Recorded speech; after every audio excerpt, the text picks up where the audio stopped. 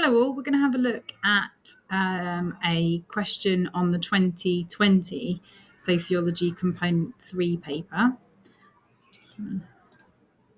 So the crime and power paper in 2023, the question we're going to look at is this: discuss the view that some ethnic groups experience greater social inequality than others. So discuss the view that some ethnic groups experience greater social inequality than others. The other 40 marker available was evaluate Marxist explanations of social inequality. This is a similar theme to the one that was in the previous year, which was class. So that's probably worth bearing in mind. But this is the one we're going to look at. So discuss the view. View tells me it is a debate. So we do 3 for, 3 against. View tells me it's a debate. It says that some ethnic groups, so it's also telling me to go straight to the green, ethnicity and strat grid. I know it's strat because it is under the section A part of the paper. So discuss the view that some ethnic groups experience greater social inequality than others. This side is going to be that some ethnic minorities do experience greater social inequality. So that would be greater class inequality, greater ethnic inequality due to racism, greater gender inequality. Okay, against is going to be no, not greater inequality. There's just differences. That's what we're going to try and phrase that as. Oops. So paragraph 1, I've gone straight to the ethnicity grid. And in the ethnicity grid, one of the paragraphs that argues that ethnic minorities do experience greater social inequality is Marxism. So we're going to do the Marxists that are together. So Cox here, which is whilst the working class are divided on ethnic lines, whilst the working class are divided on ethnic lines, they cannot unite to overthrow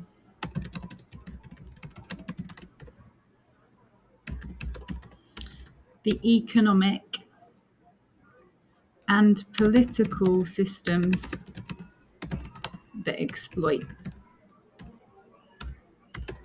e.g. capitalism. Whilst the working class are divided on ethnic lines, they cannot unite to overthrow the economic and political system that exploits. With him is Westergaard and Ressler, who argues that ethnic minorities are usually found in the working class. Ethnic minorities are usually found within the working class,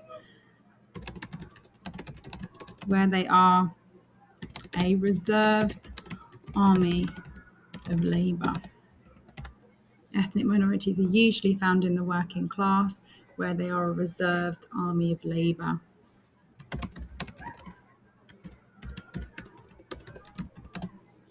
And for Hall and Jefferson, minorities are scapegoats or scapegoated.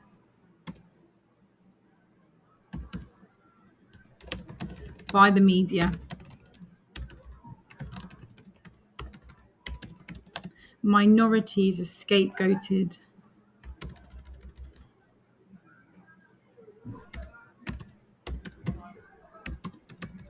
by the media blamed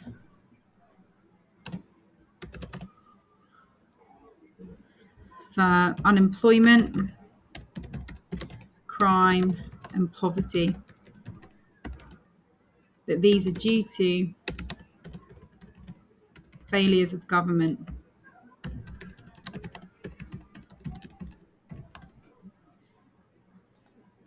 Minorities are scapegoated by the media, blamed for unemployment, crime, and poverty, but these are the result of the inadequacies or the failures of government. So those three, Marxism and ethnicity, this shows some ethnic minorities experience greater social inequality. Some ethnic minorities experience greater social inequality.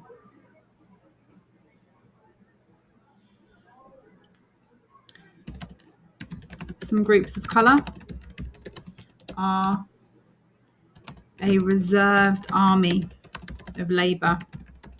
Some groups of colour are the reserved army of labour, which means they're more likely to experience unemployment,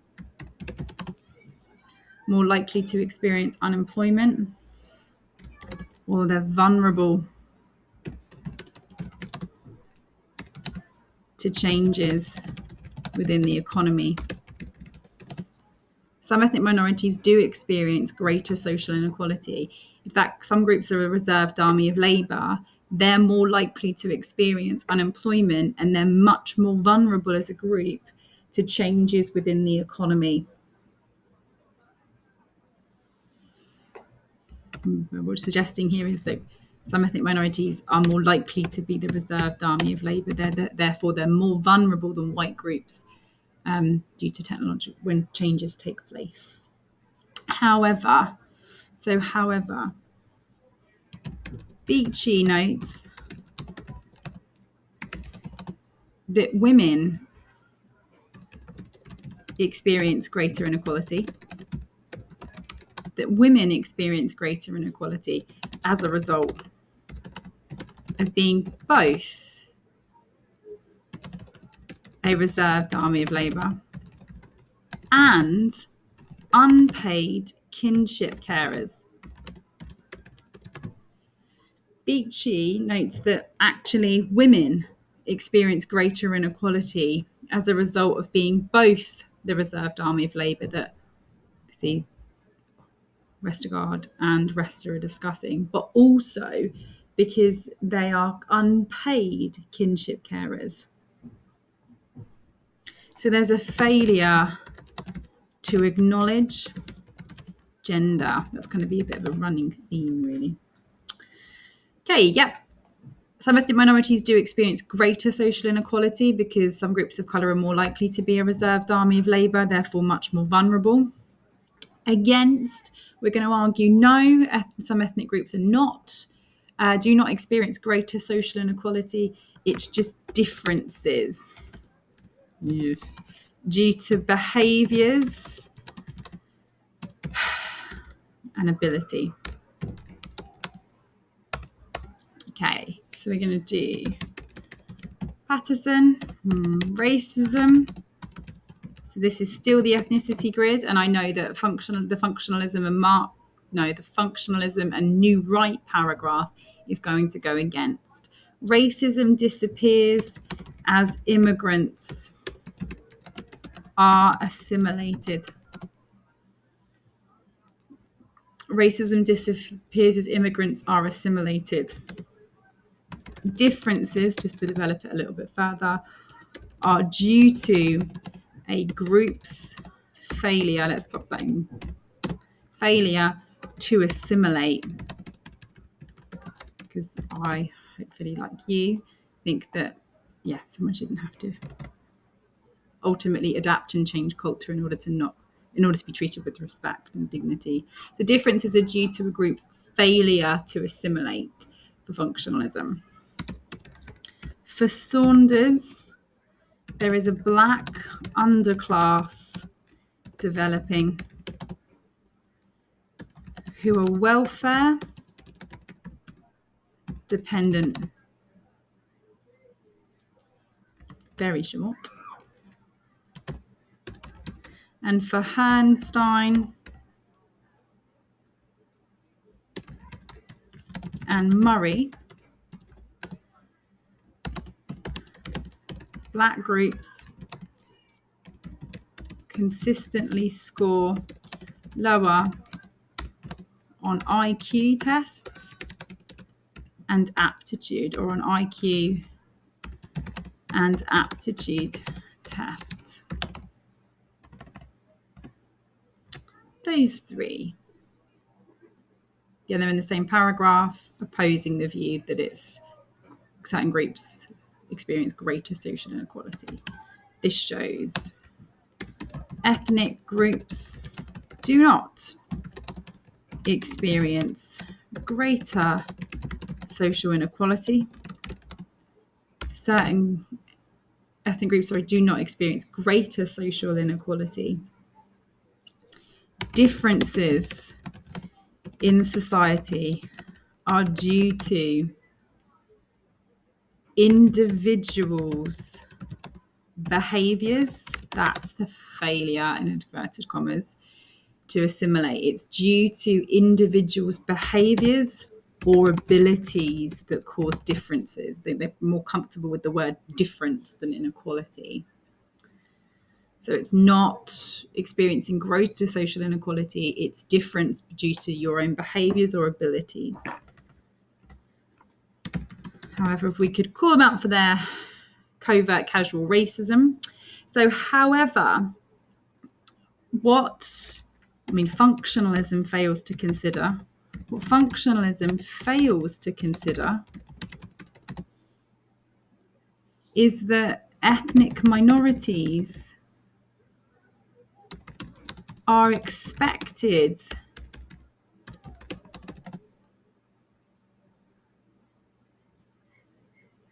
to take on mainstream culture, but are rejected for reasons beyond their control,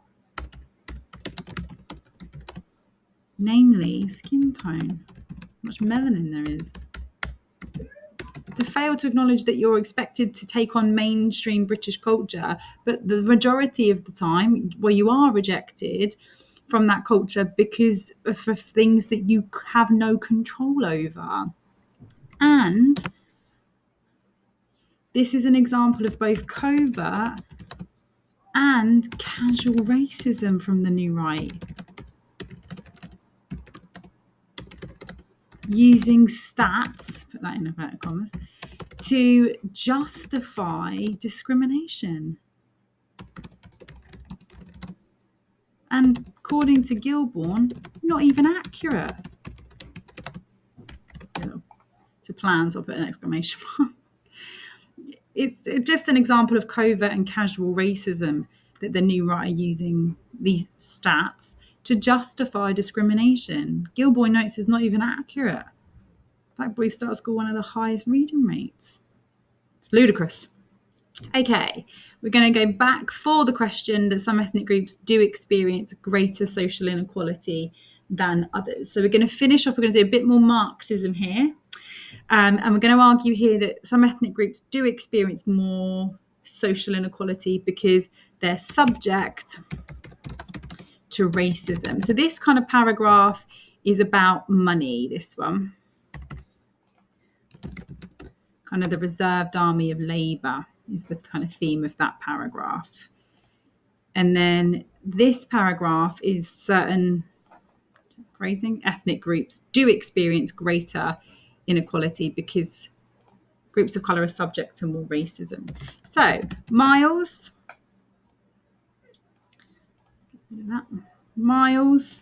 notes that minorities are part of the mainstream class structure. Minorities are part of the mainstream class structure, but are not accepted by others.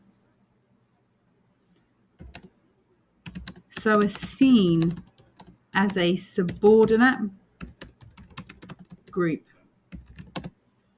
not accepted by others, form part of the main class structure but are not accepted by others, form what is seen as a subordinate group. So are part of the working class, middle class and upper class, but are not accepted by others within those groups. So they're seen as a more subordinate group. For Gilroy,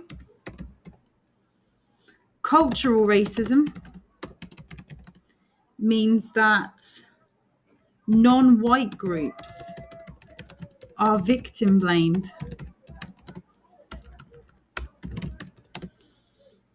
and the media linking blackness and crime is a form of racism.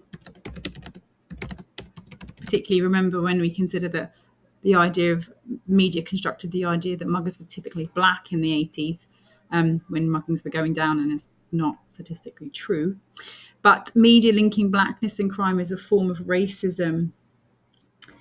And it's how racist ideas become mainstream thinking. Basically, it's media. Think of all that kind of dehumanizing language, swarms. Yeah, dehumanizing.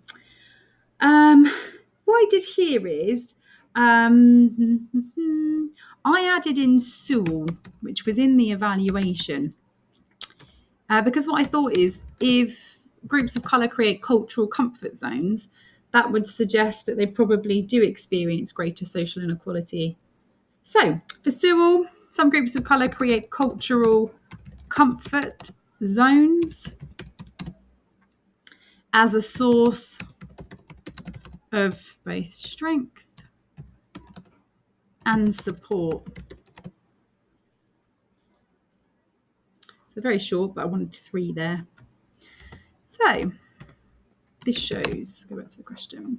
This shows some ethnic groups experience greater social inequality.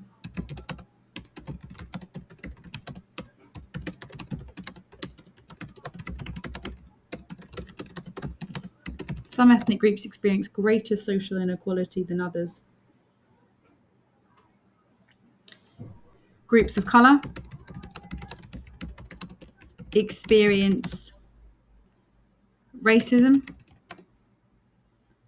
from media and within class groups. Groups of colour experience racism from both the media and within the class groups.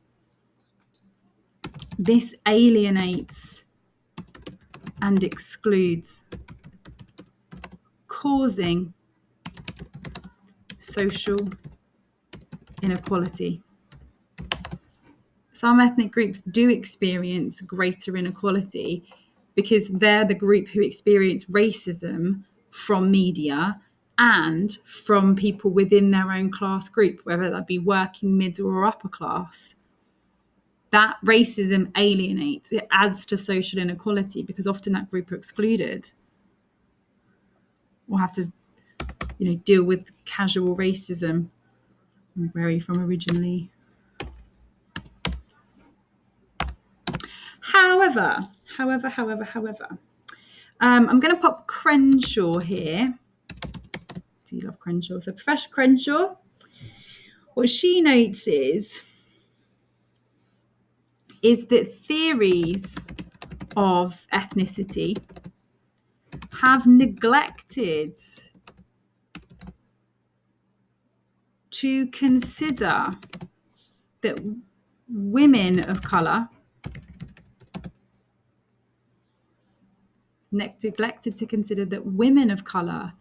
experience greater social inequality due to sexism, racism, and class inequality. That's the difference. Women of colour experience greater social inequality because they experience sexism, racism, and class inequality. But feminism, but white feminism, And these theories completely ignore it.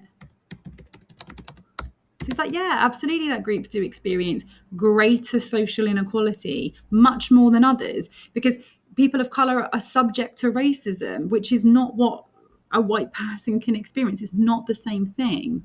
But what Crenshaw is kind of trying to criticise here, with the way we're using her, is they have not even considered that women of colour will face greater social inequality, because they too will experience these class issues. They too will experience racism, but they will also experience sexism. And you don't see it as men of colour. And white feminism has failed to see it because you're white women who, again, don't experience racism. So you can't see it unless it's brought to your attention. And then you might be subject to people kind of justifying it. So women who are of colour experience this too, and you don't seem to notice that. Okay, this is where it gets really tricky, because against the question, there's nothing left. So when you scour through the ethnicity grid for power and strat, there's nobody left who's going to go against the view that ethnic groups experience greater social inequality. There's nobody left. When we look at the other grids, so functionalism, Marxism, Weberianism, and feminism, it doesn't discuss, none of them discuss ethnicity. And those that do, we've already going to select and put in here. So we're going to need to leave this side for the moment, and we'll come back to it. So we're going to go again this side, because we cannot find anything to go against. And we're going to argue that, yep, some ethnic groups do experience greater social inequality. And we're going to do the Weberian section of the ethnicity grid. So we're going to do Castles and Kozak, who saw that the working class have a number of separate class subcultures. The working class have a number of separate class subcultures, but migrant groups are denied status and skill. Working class have a number of separate class subcultures, but migrant groups are often denied status and denied skill. For Rex and Tomlinson, inequality legislation has made it more difficult to be openly racist, rightfully so. But equality legislation has made it difficult to be openly racist. So racial superiority are linked to economic and cultural arguments. Let's put arguments in there. That are racist. Because it's much more difficult to be openly racist, racial superiority becomes linked to economic and cultural arguments that are still racist, but it gets kind of disguised. So basically, Murray and Herrnstein, it's just an example of that. So if I didn't need them here, Rex and Tomlinson would be evaluating them beautifully. Rex and Tomlinson, Castles and Kozak, and then Barron and Norris. The dual labour market. So minorities and women are excluded from the primary market, where conditions are good and the pay scales high.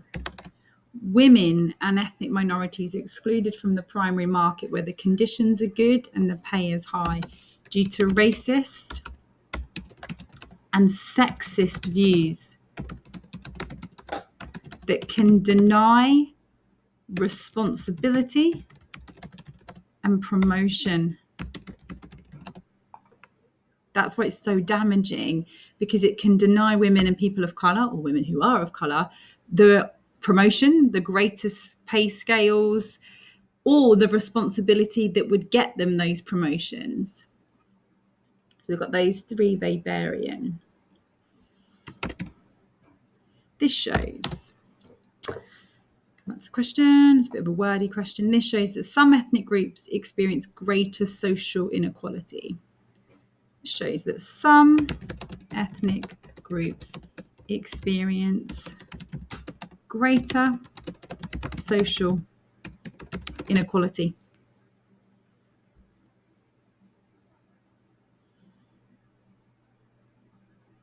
Racism can deny groups higher pay. Racism is what can deny groups higher pay and better conditions of work that can improve life chances. It's racism that can deny groups higher pay, better working conditions that can ultimately improve life chances and life expectancy. You know, money isn't everything, but it will ensure that you can access the things that are. Money leads to greater health, access in private healthcare when you need it, better kind of food, more movement, more exercise. It leads to all the things that matter. So if they're being denied it due to racism as a group, it impacts upon every element. Remember, class always outranks the other two in terms of ethnicity and gender. But racism is what can deny people a higher class position, and it's also what can deny people status. However, there's a lumping together here. However, what's happening here is ethnic minorities are being grouped or lumped together. It's happening throughout, actually, but ethnic minorities are being lumped together or grouped. Madood notes that there may be more diversity within an ethnic group, e.g. South Asian. There may be more diversity within an ethnic group, for example, South Asian, than between groups of colour due to wealth differences, e.g. doctor, so e.g. like an Indian doctor versus a Bangladeshi restaurateur. And obviously, just so you know, those examples come from, remember the migration video I showed you. You're lumping together as ethnic minorities as if one homogenous group because they don't have kind of a whiter, lighter skin tone, but not recognising what Madood's point is. There could be more diversity within a South Asian grouping, which lumps together whole different countries. Compare an Indian doctor versus the experiences of a Bangladeshi restaurateur. There's statistically very big differences in wealth. Bit of lumping together there from Weberian, and true, to be fair, of them all. Okay, I'm still in a situation where nothing's coming against this side, which is very rare, but it's happening here. So yes, Marxism, no. New right and functionalism, yes. Subject to racism, nothing there. Yes, Weberian, racism is what denies higher pay, better working conditions, therefore life expectancy. The last one left, I'm going to insert a row below, is intersectional feminism. So women who are of colour. So here we're going to look at Mirza. So Mirza said that inequality is shaped by gender, ethnicity, and religion. Particularly looking at Islamophobia. The inequality is shaped by gender, ethnicity, and religion. That feminism had failed to address the interconnectedness of class, sex, and ethnicity. That feminism had failed to address how connected class, sex, and ethnicity are. Similar to this point, that class and racism are linked very, very closely together. Wolby, she's in the grid with Mirza, later updated her work to include or to recognise racism and its connections with capitalism and patriarchy. So again, the theme is grouping class, gender, and ethnicity together. Crenshaw's going to come up again. So for Crenshaw, again, professor, she noticed that there are various categories that intersect. There are various categories that intersect.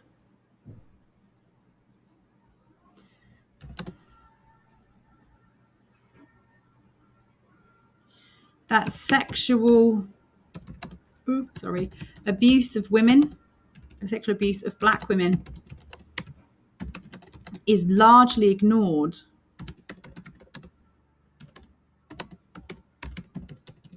The sexual abuse of black women is largely ignored. And remember, she gives this, so in the in 1790, there were 700,000 enslaved people.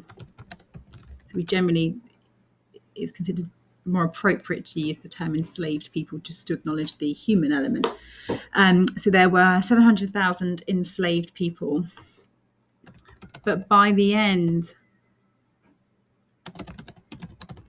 of the Civil War, which just for your reference, end of the Civil War was 1865, there were 4 million. There are various categories that intersect, and the sexual abuse of black women is largely ignored. So, 1790, 700,000 enslaved people, but by the end of the war, end of the Civil War, there was 4 million, highlighting that the sexual assault of black women was ingrained within slavery and is ignored often by civil rights groups. So again, it's coming back to this notion that men of colour see the racism and white women see the sexism, but the two fail to see how the sexism and the racism connect together for women of colour. The civil rights movement generally doesn't help when it's dominated by the concerns of men, and the white feminism isn't helped because it's concerned by the concerns of white women and doesn't see the issues that black women face. So those three, this shows that some ethnic groups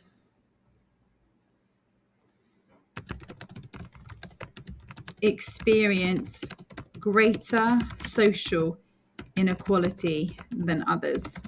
It shows us that some ethnic groups do experience greater social inequality than others.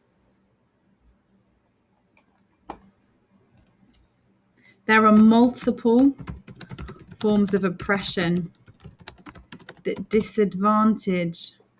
There are multiple forms of oppression that disadvantage minority women. There are multiple forms of oppression that disadvantage minority women. That theories of ethnicity and white feminism has failed to see, acknowledge, or tackle.